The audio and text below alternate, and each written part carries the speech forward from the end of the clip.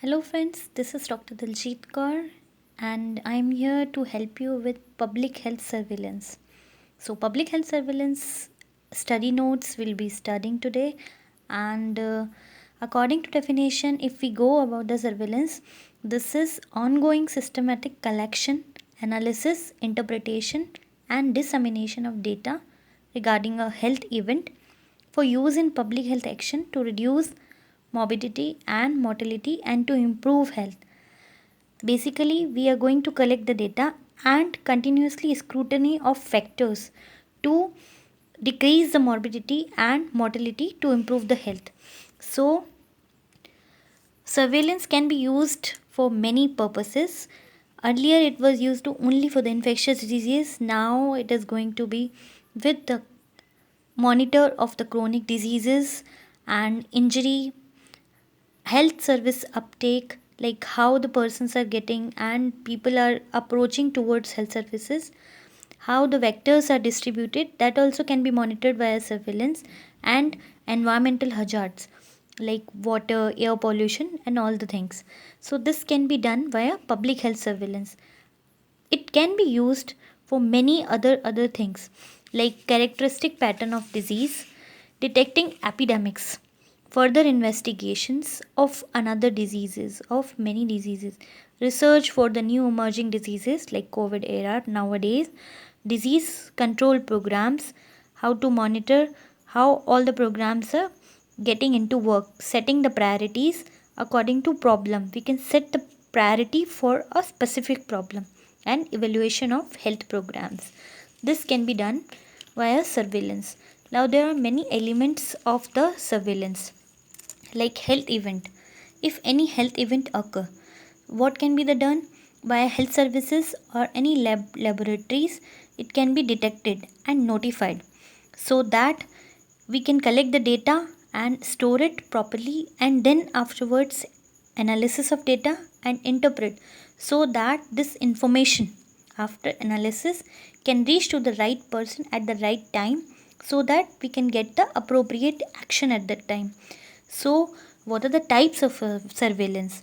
There are passive surveillance, active surveillance, syndromic surveillance, and rumor surveillance nowadays going on. Sentinel surveillance will be going one by one. Now passive surveillance. Passive surveillance when the patient comes to our health facilities.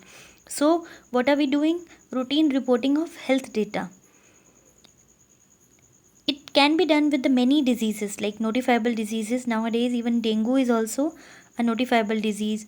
So doctor is supposed to report to the health authorities, disease registries, and even for the birth, death, even cancer registries. So this has to be done via passive surveillance. And hospital data like IPD, indoor data, and this is also like medical record department. This is also used for the passive surveillance. It is actually very useful source for health information for baseline data, and we can monitor the trends and impact of any health program or anything which is going on in the health facility so that we can go through if there is any action required. Now there are limitations as well. It can be underreported because sometimes private practitioner does not report or many other things can be done.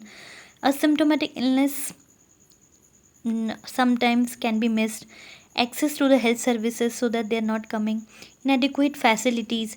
So even there are variations country by country. It can be even state to state. There are variations like social factors, cultural factors, epidemiological factors are there, so that there are chances to get variated. Another type of surveillance is active surveillance. What is actively surveillance?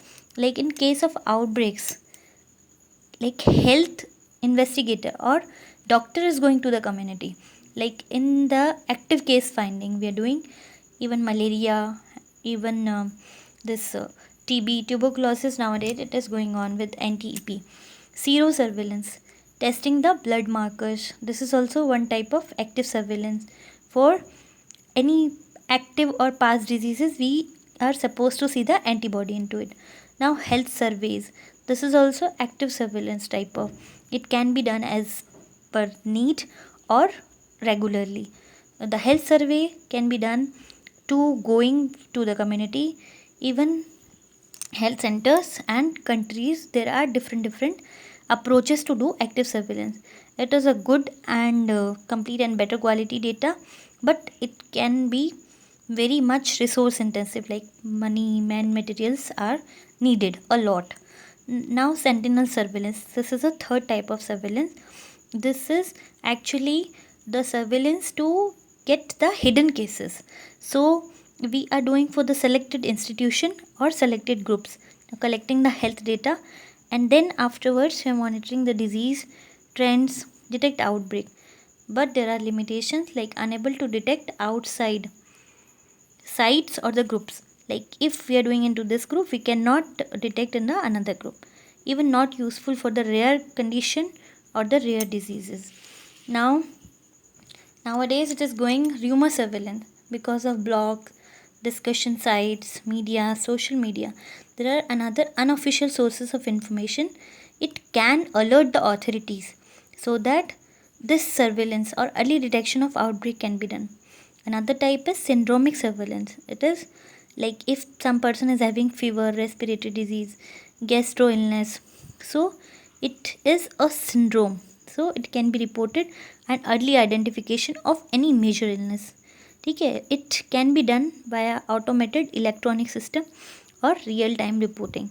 There are another types of software. This is like web based software, ProMed, and there is GPHAN, that is for early warning tool and monitor the health event. Now for the good surveillance system, what are the characteristic for it? Like it should have clear defined objective. It should be simple. It should be flexible with our resources, limitation of the resources, so that we can change accordingly. The data should be appropriate, complete, and quality wise should be good. It should be acceptable to the persons or the population where we are supposed to cater the services. Now it should be valid so that surveillance can be properly done. It should representative to the community and to the health system. Timely reported is also important and should stable. So today we have seen about some basic information and concept of public health surveillance. Thank you so much guys, and all the very best. Keep it learning and with the study notes, Dr. Daljeet Kaur. Like, share and subscribe. Thank you.